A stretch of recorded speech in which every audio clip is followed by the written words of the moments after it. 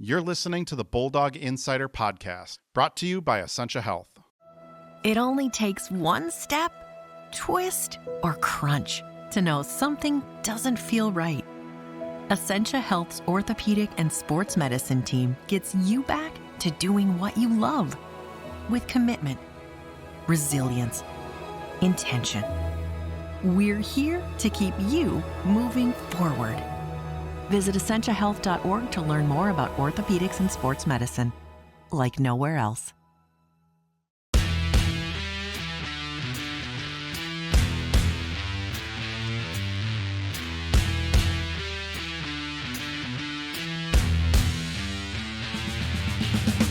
Hello and welcome to the Duluth News Tribune's Bulldog Insider podcast. I'm your host, Matt Wellens, the Bulldogs hockey beat reporter at the News Tribune.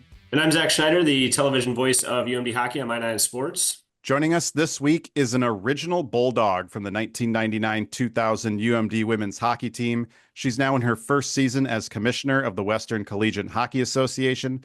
Welcome to the podcast, Michelle McAteer. Mac, welcome. Thank you. Thanks for having me. Is it fun being referred to as an original Bulldog? Is that something you regularly throw out there at all, or? Yeah, I mean, I just like OG, just go with it. But no, it is an honor. And I think, when I was playing and I was part of that group, we thought of the pioneers as being all the people who came before us.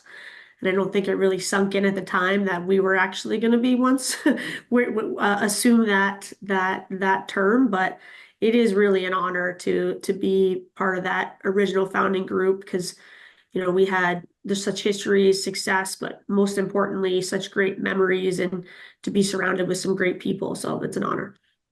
So we're going to break this episode up into two parts. We're going to talk about your role as WCHA commissioner, and then we're going to throw out a bunch of questions about your time as a Bulldog and such. You spent, before taking over as WCHA commissioner, you spent 14 seasons at Augsburg as the head coach. Now you're a full-time administrator. What's this fall been like, not being out on the ice, coaching a team, preparing them for a season, maybe being out recruiting, instead being in an administrative role? It's definitely been very different. The schedule and the pace is different, and it's been an adjustment. It doesn't feel normal. It doesn't feel comfortable. There is no routine. So as I just take everything on and trying to learn all the ins and outs of the role. So it's been very different. I'm enjoying the work. I feel it's having coached for so long, and I love coaching and I know I'm going to miss that. I think as the D3 season picks up, but essentially it's a lot of the same thing. You do the same thing every year, and it's kind of rinse and repeat. The players change, obviously, which keeps it new and fresh, but the job itself is, pretty consistent. So I think this is the first time in a long time that I'm really doing something new on a daily basis. And that's exciting and also, allowing me to grow and learn, which was one of the reasons why I did want to make this change, was to actually, have some professional growth. So, I'm definitely missing the student athlete piece. I know that's going to be the hardest part as the season goes on, but, just working on behalf of the league, working on behalf of the coaches and working to advance the game and the sport is something that is really rewarding. What are some of those day-to-day things that you're doing right now that you're still in the learning process of how this job operates? But it's not often that Matt and I get a chance on the podcast, at least, to sit down and talk with administrators. What are the day-to-day duties that you know of right now of the WCHA commissioner? Yeah, it changes week to week. I feel, I know what I know now, but I know I haven't been through a whole cycle yet. So, drinking from the fire hose has been, the term that's used to just explain what this process has been like in the first 2 months. But, it's a lot of like the league logistics. And so even, we were chatting before we started recording that my schedule changed, and that was based on TV production and dealing with, BTN and B1G Plus and Fox 9. And so trying to manage those schedules and try to create as many opportunities for games to be on television, on as well as, our streaming services. So, and that's constantly changing and that's been a big learning curve for me, is realizing that it's not just, we don't live in our own little world, that, we depend on the schedules of other sports, men's sports. So it's navigating all that. So it's a lot of scheduling pieces, and as they all change, I mean, even, 2 weekends ago when Duluth had their travel plan or their games disrupted by Syracuse travel plans, those are league ramifications of communicating with our officials, our communications people.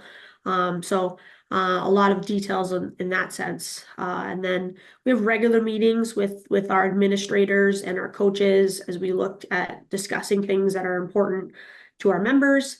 We're all learning all the details about the NCAA and everything that's changing in that landscape. And so it's a lot of conversations with, again, other commissioners, and making sure that we're sharing and distributing all of that information to our league. So those are the kind of the day-to-day things. And then, I have been in the rinks for the last 3 weekends, or 2 weekends, as the season has started, and looking to meet teams, get in front of them, make sure the players know who I am. So I'm not just the random person roaming the halls on game days, and just trying to build relationships with as many people as I can. Michelle, I think you kind of touched on it there, looking for personal growth, but what enticed you to, finally make that jump, leaving coaching and going into an administrative role? You had taken on some administrative duties at Augsburg, and again, it's a D3 school. So, those athletic departments, everyone's taking on multiple roles there. Yeah, I mean, I think I've been in coaching since I finished playing. So I was really fortunate that when I was done, I was the first ever graduate assistant coach at Duluth. Before those were even really commonplace, from 2003 to 2005. So I've been in a coaching role for 20 years, which is crazy. So I've really enjoyed it. And so just at the point where I'm now, 20 years into my career, trying to think, am I going to be, a white-haired old biddy coach on the ice, which would be cool and great. So it's really trying to think about which path I wanted to take for my future, and I wanted to be prepared. So that was why I sought out the administrative responsibilities at Augsburg. So I wanted to have an option. Wanted to know that I could continue to coach if I wanted to, but also try to make myself marketable so that I could do other things as well if coaching, wasn't going to be the forever job for me. So, I think that was really mainly it, is just, trying to really think about where I wanted to grow. And, this is a great opportunity to lead, but it's different types of leadership. And it's one that was really exciting. And it's also really an honor, I think, that's why this job was so special and the right time, because, having been an alum, having coached in the league, so being the first, former player to serve in this position is historic. And, that isn't lost on me, knowing that, like, I was part of that first OG group, and then now to be part of the group that is actively leading this league is really special. So I had some sources tell me you were actually a finalist for the head coach job at UMD, and maybe a candidate to join Laura Schuler's staff. What was your summer like? And I guess, what was it like as you're probably applying for the WCHA job and you got all these options? Just what was that all like for you? Yeah, it was a whirlwind because, I think that was where I was. I was literally describing it as a crossroads, and just like, how am I going to grow? And am I going to grow in coaching? And in that case, the Duluth job as an alum is just, that's a no-brainer of just like, I gotta, throw my hat in the ring for that, and having so many connections to the program over the years. So it was an honor to be a part of that process, because I just obviously care so deeply about about that program. And the team is phenomenal. Mora did a phenomenal job. Lou did a phenomenal job. Schuler obviously did a phenomenal job. So it was surreal, and I was invested in that, I would say, for probably a good couple of weeks. But you got to trust the universe. And so I was invested for a couple of weeks. Schuler's been invested for a decade. So that was Schuler's job all along. And I am so thrilled with her. And like she had to go through that process. I think that was good for her to really earn that. And so I certainly was not heartbroken, because I just knew that's what should have happened.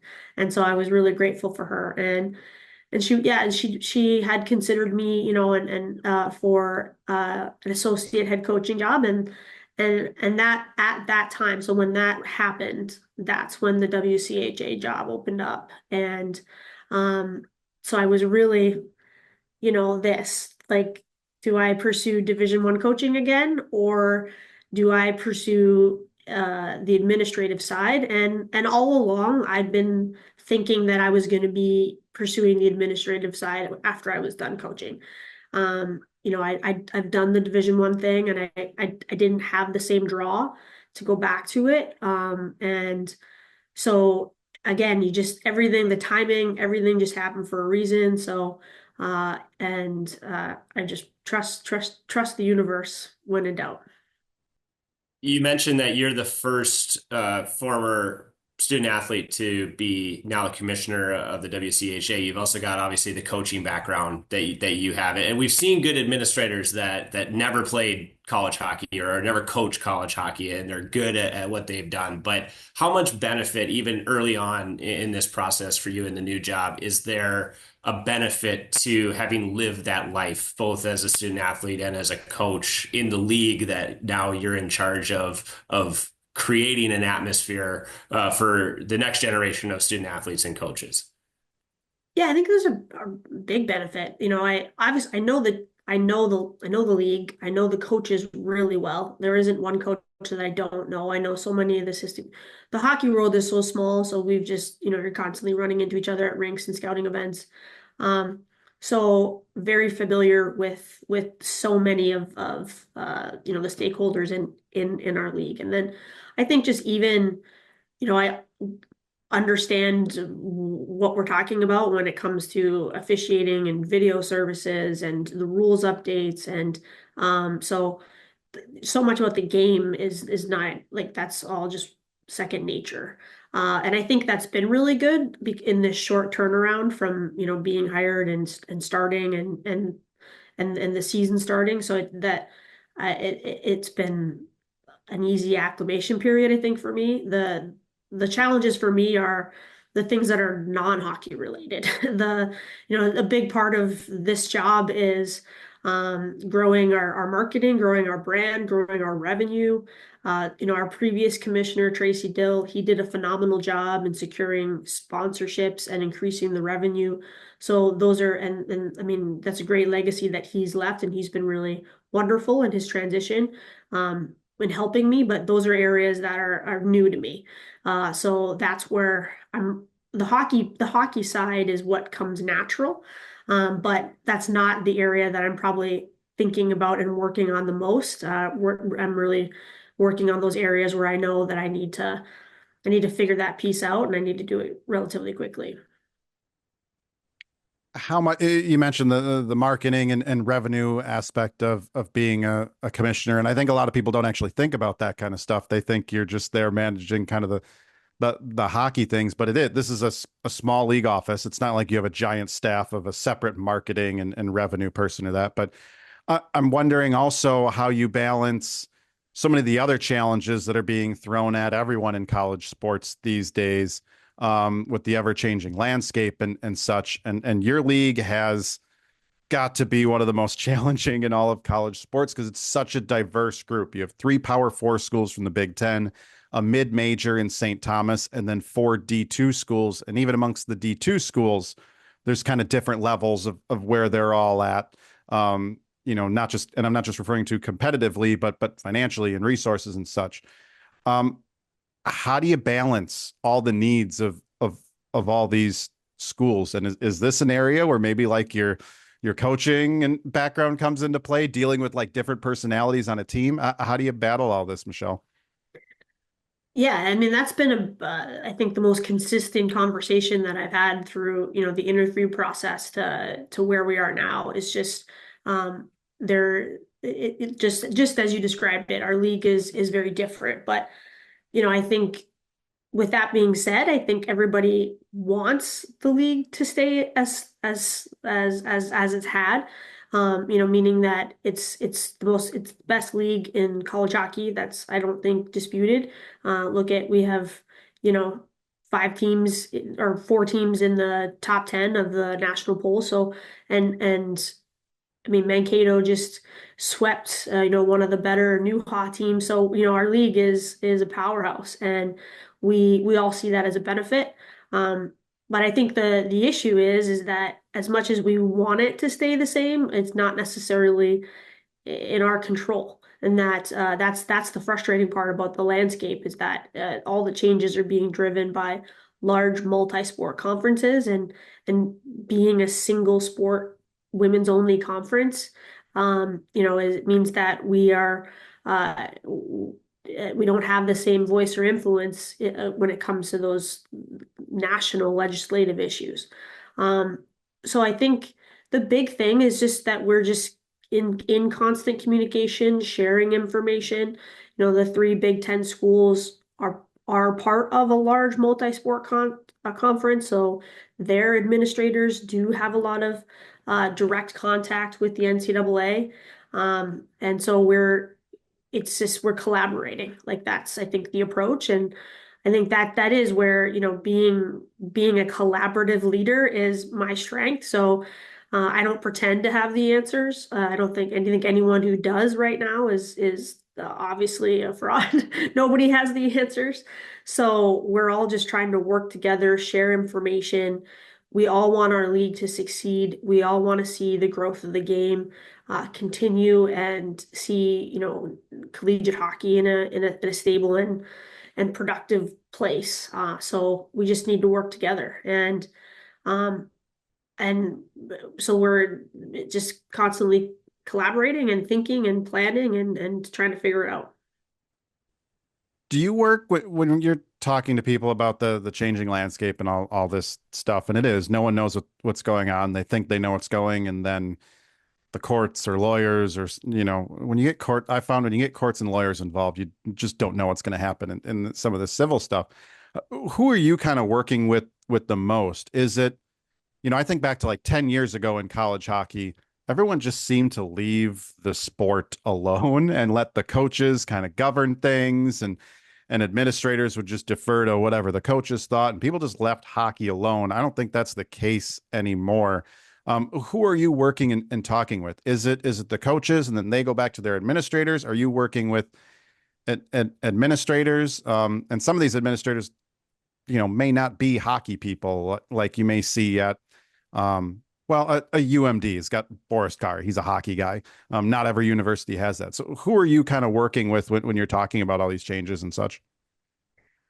I think primarily we have a commissioners association, so hockey commissioners association. So every commissioner, Division 1 men's and women's, we communicate in a monthly conference call. There's a lot of emails that go back and forth. Anytime anyone learns anything, it gets forwarded out to that group. So and that, I think, has been really helpful. That's a diverse group of longtime administrators, so people who have maybe been ADs for decades, and they're, and they're in the commissioner role. We have, some people who have great NCAA experience working through different committees and on that side. And then, we have, a hockey legend like Don Lucia on the CCHA side. So it's a really good mix of people with various strengths. And there were 2 commissioners who were new last year, so they've been great to me, of just reaching out. And so that was, my goal in the first, 6 weeks, was to talk to every administrator in our conference, every head coach. I've talked to every other commissioner. I've talked to former commissioners, I've talked to, Tracy and Jen Flowers. Katie's a little harder to nail down with their USA Hockey, but still working on that. So it's really just being as proactive as possible, as to try to be in contact with the right people. And when new information comes out, if I need clarification, I can pick up the phone and talk to, 3 other commissioners, but then also working with our own sport administrators too. So it's again just being on the phone a lot of phone calls, a lot of meetings, way more in the last month, more than I've had in 3 years, I would say. That's the business side of the league, and then there's the competition side of the league. And you mentioned earlier that I don't think it's in dispute. I would be curious who would dispute that the WCHA is the best league, top to bottom, in women's hockey right now. Matt did some research, so I do want to make sure we get this in. But 21 to 24 NCAA titles, including the last 5, the last 3 NCAA championship games have been all WCHA matchups. There's been 2 or 3 league teams in every Frozen Four since 2014. It hasn't really changed since you played and the WCHA burst onto the scene and was so powerful in the opening of women's college hockey. It's been the same for 2.5 decades now. What is the measure of success? Are there 2 different barometers that you're looking at, the business side and the competition side, or are those 2 things kind of blended together in your world to create the measure of success for the league?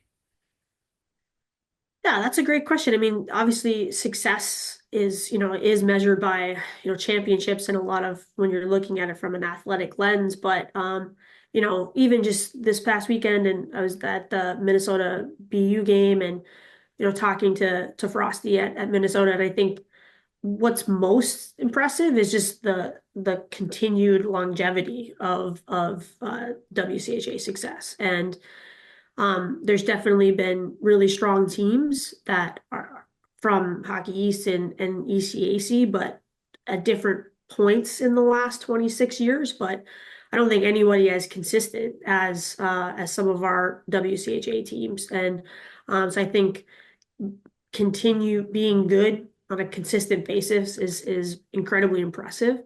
So we have some of the best players, we have some of the best coaches. It's some of the best hockey in the world, and those are all things that we're incredibly proud of.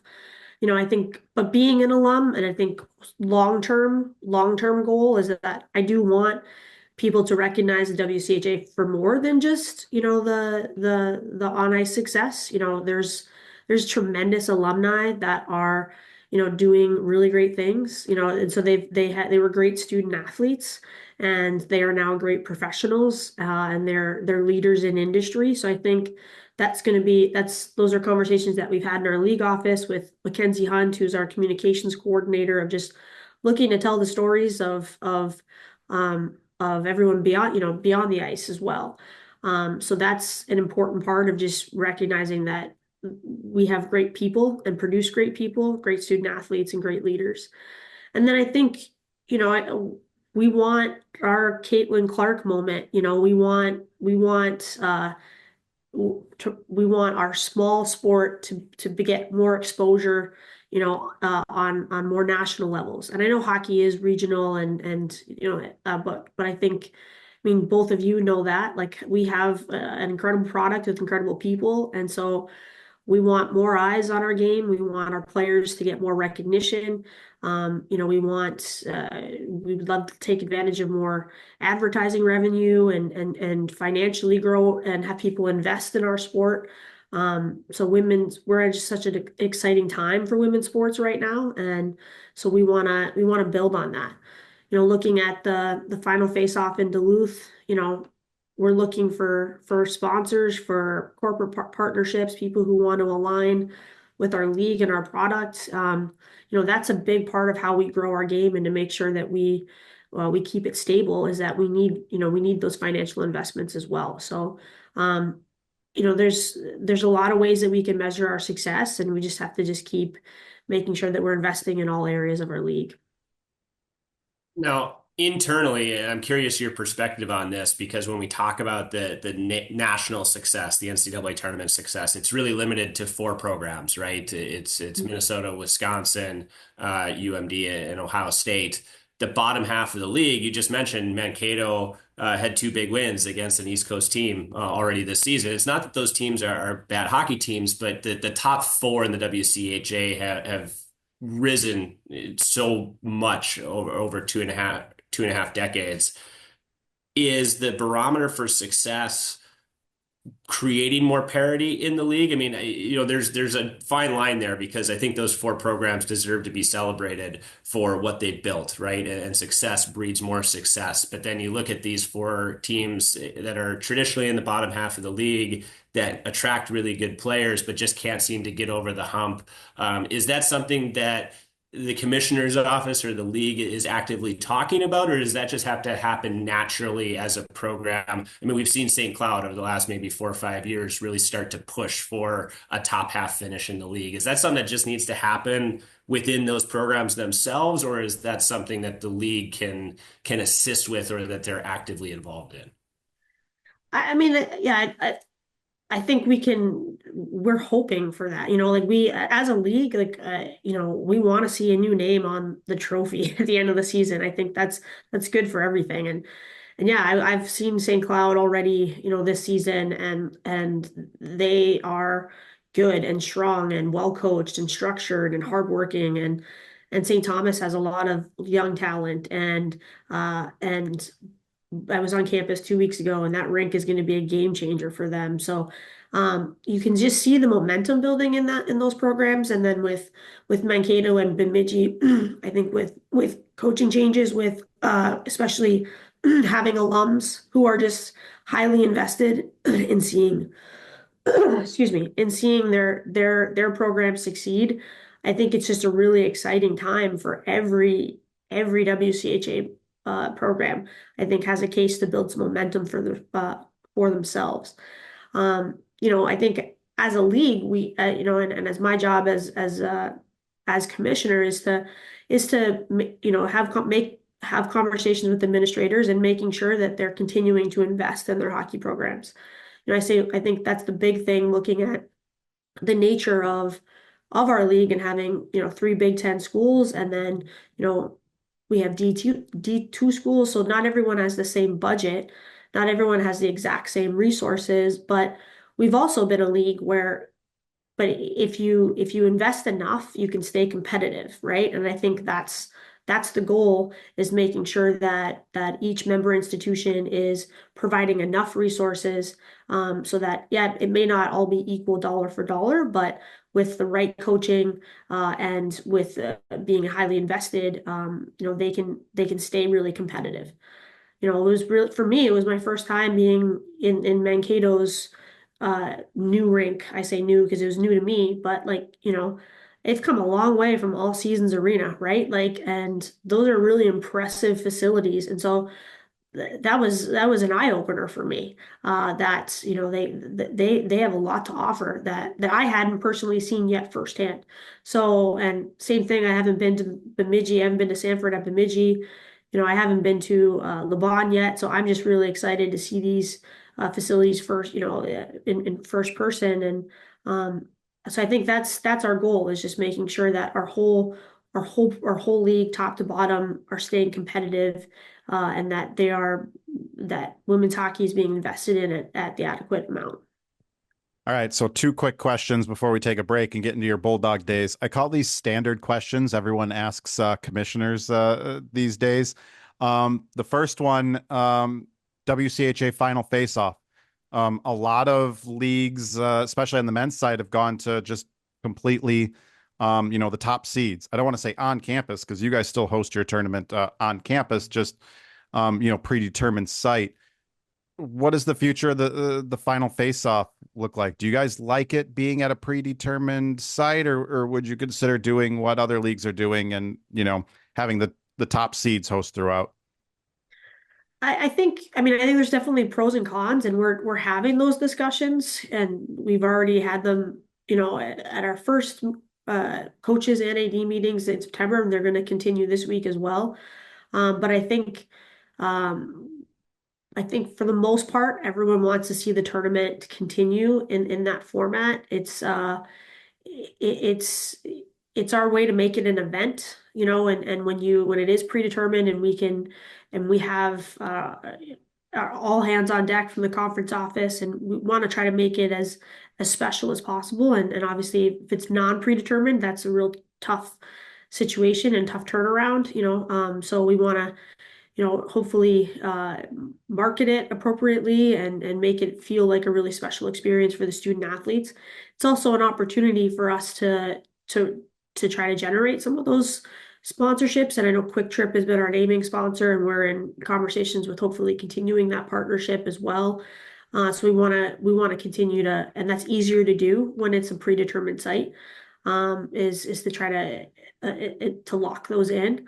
Because travel costs is also a big part for us. And Ohio State has been obviously a national champion, two-time national champion in the last couple of years, and right at the top for our league standings. And having teams fly out if they're continuing to stay at the top, being a first round host, like those are additional travel costs for us that we have to consider as well. So really looking at everything, and how we can maintain a tournament structure, but also, maybe, we might have to move our dates a little bit. We might have to adjust to make it all work with these schools that are potential hosts, and then also having first round hosts for their men's side as well.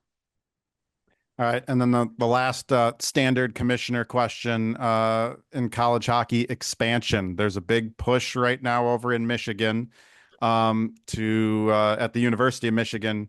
They got Denise Illich over there trying to start a women's NCAA program, which I think we've talked about on this podcast before, just long overdue to get Division I women's hockey back in the state of Michigan.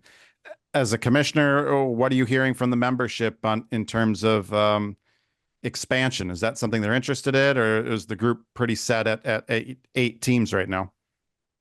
Well, I mean, again, everyone is united in growing the game. And so when we grow the game, it's going to benefit everybody in the long run when you have more schools and that are highly invested in women's hockey. So I know it's conversations that they've had in the past at the league level, and and we're prepared to have those conversations in the future. So we want to move forward with what makes sense for us regionally, for our structure. But there's a lot to consider with Michigan, and then if Michigan adds, then that could be a positive domino effect for other schools as well. So as much as we want to value and preserve the history of the WCHA, like, we have to be looking ahead, and we have to be having those conversations. So, if it's the right situation for our league and for women's hockey, I think our membership is going to be open to those conversations. But it's just, we don't want to speculate too much, but, we're all watching it, we're all listening, and we all want the same thing. We all want the game to grow and to get bigger and better. All right, we're going to take a short break. When we come back, we'll have more with Michelle. You're listening to the Bulldog Insider podcast, brought to you by Essentia Health.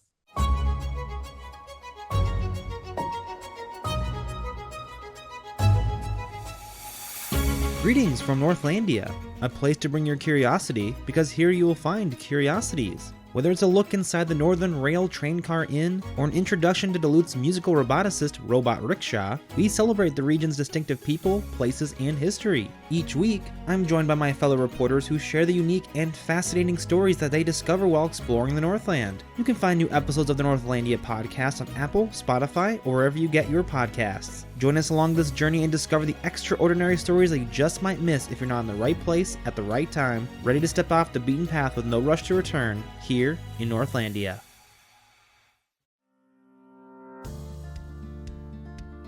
Hi, I'm Maria Lockwood, a reporter with the Superior Telegram. Explore Superior and Douglas County history with me on Archive Dive, a monthly podcast available at superiortelegram.com or wherever you listen to podcasts.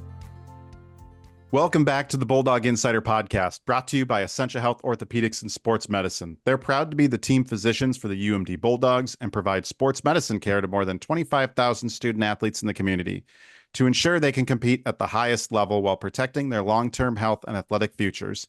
Thanks to Essentia Health for their support of the Bulldog Insider podcast. Welcome back to the Bulldog Insider podcast. I'm Matt Wellens, along with my co-host Zach Schneider and our guest, WCHA Commissioner and former Bulldog Michelle McAteer. Mac, as we said at the start, you're an OG Bulldog, an OG WCHA. You were on that first team in 99, 2000. What was it like during that first year? Because that's pre-NCAA. There's no NCAA championship back then. They didn't start awarding that till 2000, 2001, your sophomore year. What was it like way back then? Yeah, I mean it was historic, and I think we knew that. I think there was a lot of hype at the time, and really great community support. And so we, and everyone at UMD and the athletic department, I just feel like there was so much buzz, and so there was a lot of excitement, and I think we realized that we were part of something special. I don't think we knew exactly how that was all going to play out, but it was just such an incredible time. But I think also thinking back to like there was all that buzz, and I remember our first game, I think we played like an exhibition game against like a Finnish team or something, and I remember walking out at the deck and like we were so hyped, but it wasn't a well-attended game.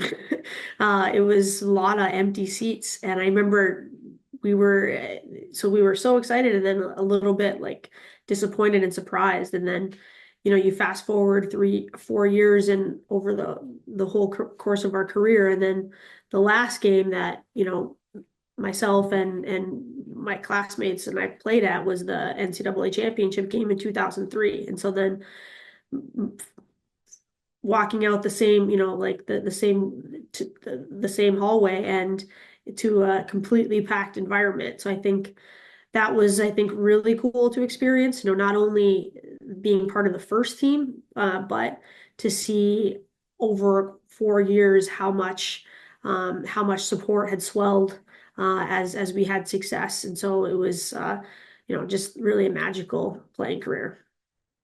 So that was the double overtime win over Harvard, NCAA title game in 2003 at the deck. And then you were also an assistant coach in 2010 when UMD beat Cornell at Ritter in triple overtime, right? Correct. Which was the more nerve-wracking, harder experience, being on the ice in a multi-OT national championship game or being on the bench in a multi-OT national championship game? Being on the bench for sure, standing on a bench in heels for hours was much more painful. Yeah, I mean, I think they're both incredible experiences, both incredible teams, and just tremendous memories. Do you planning on wearing any of those national championship rings? Like when you go visit like Laban or Ritter or Ohio State or anything like that? Or you got to keep those tucked away to be the neutral party here now? I've never worn them, never been part of that. Yeah, it's just not my thing. Really proud to have them, really proud to have been part of really special teams with incredible players and coaches, but no, I'm not a flashy jewelry person. Looking back on it now, 20 plus years, did you know as a group what you were accomplishing in those first 3 seasons of NCAA play when you went 3 for 3 to start the championships? Did you know how special that was going to be, or has it become more special now that you're a little bit removed from it and looking back on how things started with that group at UMD? I think we knew that it was special, because they all were so very unique, and I think we were, to win that championship in our sophomore year, the first time that the NCAA had awarded it, we knew incredibly special to make history, and then to repeat was obviously really challenging and hard and difficult to compete when you have a target on your back. That was also the 2002 Olympic year. So, we had a lot of players coming in and out. Our European players who didn't centralize were gone for long stretches. So we knew that it was what we were trying to do was hard enough. And then to have so much adversity with just those roster challenges, we knew that was difficult. And when we managed it well, we knew that was also an accomplishment. So I think by the time that, was our senior year and, looking for the three-peat, we knew that we had a really special group. Had a large senior class, obviously who had been through a lot from, being part of that first year, and we just had so much talent on that team with, Erica, Maria, Hane, Carolyn Roulette, Jenny Potter. I mean, and then like a list of others who were, U22 players that we knew that we had this incredible talent. But there was also so much focus. I think that year, we won the WCHA tournament, and it was just like nobody even, it was just like what we were just so focused on that final tournament in Duluth. So yeah, I think we knew at the time, but I think certainly now looking back and realizing that it's never been done since then, having three consecutive, championships, that's something that like is a reminder of how special it was. What did it take to get you to Duluth? What was the recruiting process like before there was all this history? And I think now, when Laura Schuler goes out on the recruiting trail, she's maybe referencing those teams that you were on and the titles and the Frozen Fours and all the success that's come in the last 25 years. But what was it like when Shannon first tried to get you to come to Duluth? Well, I was on the East Coast because I was actually going to a prep school in Massachusetts. So I was being recruited by the Eastern teams at the time that were incredibly strong. Northeastern was really good. UNH was good. I mean, they're all still good, but like they were the top teams at the time. And I was part of a senior class in high school that all went to East Coast schools, and they thought I was crazy to go west, to this like unknown. But that was, I graduated in 99. That was right after the 98 Olympics. So, I had watched with awe at the first ever games that featured women's hockey, and Shannon Miller was a household name. Stacey Wilson was a household name in Canada. So to be recruited by them was or by Shannon was just amazing, a dream come true. So, I remember when she called my house in the summer and my mom was like freaking out, and because it was just such a big deal. So, her personality, her reputation, was a big deal. And then the idea of being part of something new and being part of the foundation, I think that's something that really appealed to me, that this was a unique opportunity. And yeah, so I was, even though there was a lot of unknowns, it was really exciting. Is there do you have a favorite Shannon Miller phrase or Shannon Millerism that got stuck in your brain from those playing days and coaching with her that carried over to your coaching career? Wow, that's a really great question. No, like not really a great phrase. I mean, there's so many great stories, but like the the big lesson from Shannon was that like you need to be yourself. And so Shannon was authentically Shannon. And that's what made her such a powerful personality.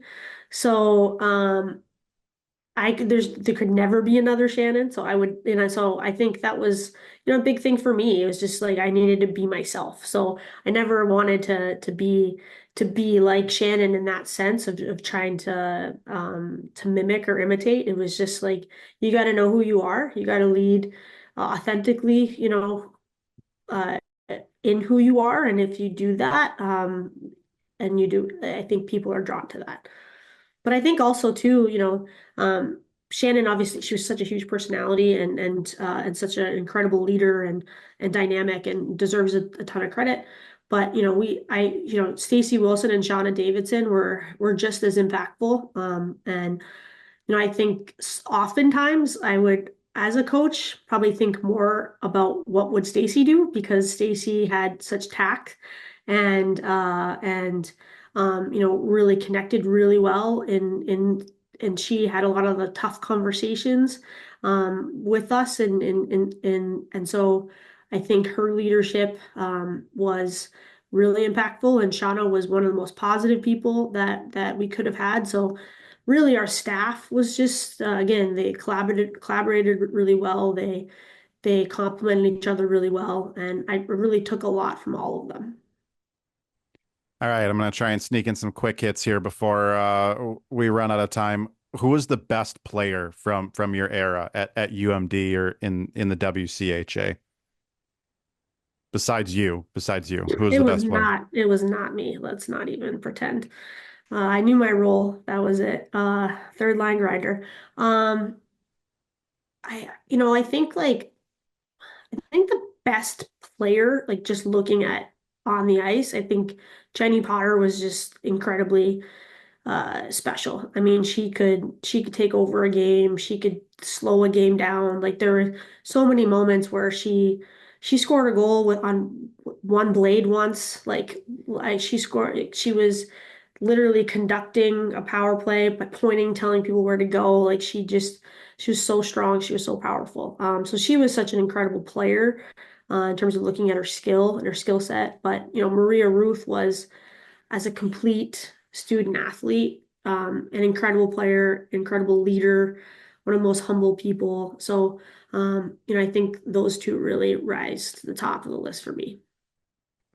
We got a lot of fans of jerseys, and Laura Bellamy, when she was an assistant here, I think tried to bring back a few of your vintage jerseys from back in the day. What's your favorite jersey from those early years? Just the bulldog head, just the straight up bulldog head, pretty simple stripes. That was definitely my favorite one. The satin UMD, like the old UMD script, that was not my favorite. We also didn't get the same. We were probably had like two jerseys in 4 years, so lots changed then. They have a lot more jersey swag, which I'm happy for them. The designs have gotten a lot better.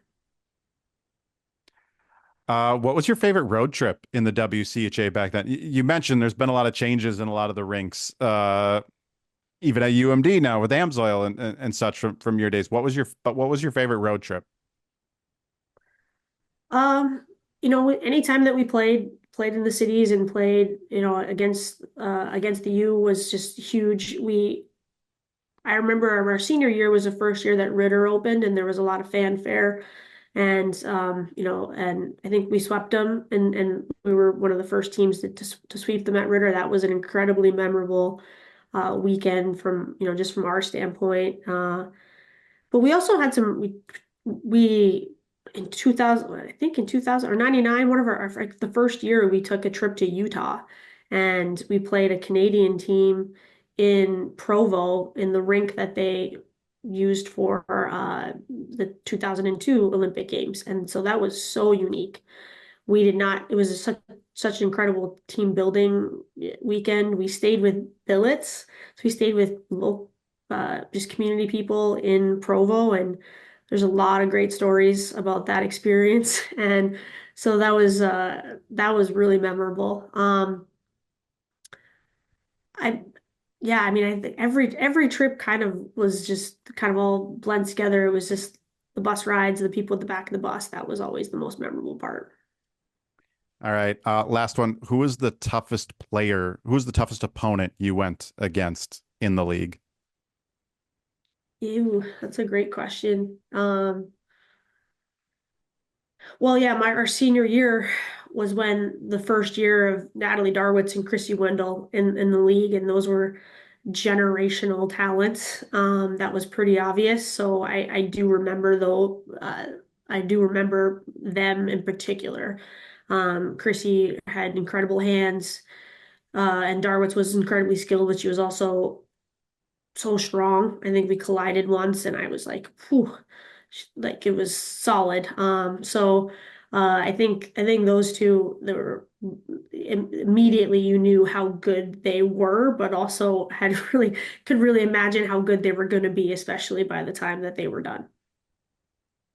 All right, we'll wrap it up there. Michelle, thank you so much for all the time you gave us in your busy commissioner schedule this morning. Yeah, thank you for having me. And yeah, hopefully can check in with you guys before the final face-off in Duluth in March. And we want to be really active in our marketing, so we want to make that a great event. Yeah, exciting that's finally coming back to Duluth and such. And I'm not just saying that selfishly because it's easier for me to cover than having to go down to the cities. Not at all, anyone. So that's all the time we have on Bulldog Insider this week. You can find us on Apple Podcasts, Spotify, YouTube, or wherever you get your podcasts. Like us, subscribe, and rate us. For more Bulldogs hockey coverage, visit DuluthNewsTribune.com/Bulldog Insider. Subscribe to gain access to all of our coverage all season long. We're recording this a couple weeks out. When you hear this, the Bulldogs will be back home for doubleheader action. The women hosting St. Thomas, and the men have Minnesota in town. Should be a fun weekend at Amsoil. Zach, what's the TV coverage look like that weekend?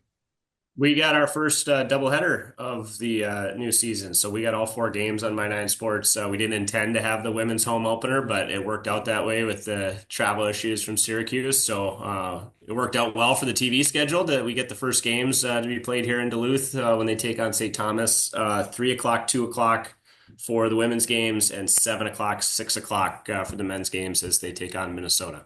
Yes, good reminder of the early starts, which again, Zach and I, who have small children, are big fans of starting games earlier in the day. Thanks to our sponsor, Essentia Health, for their support of the Bulldog Insider podcast, and thanks to all of you for listening. We'll catch you next week.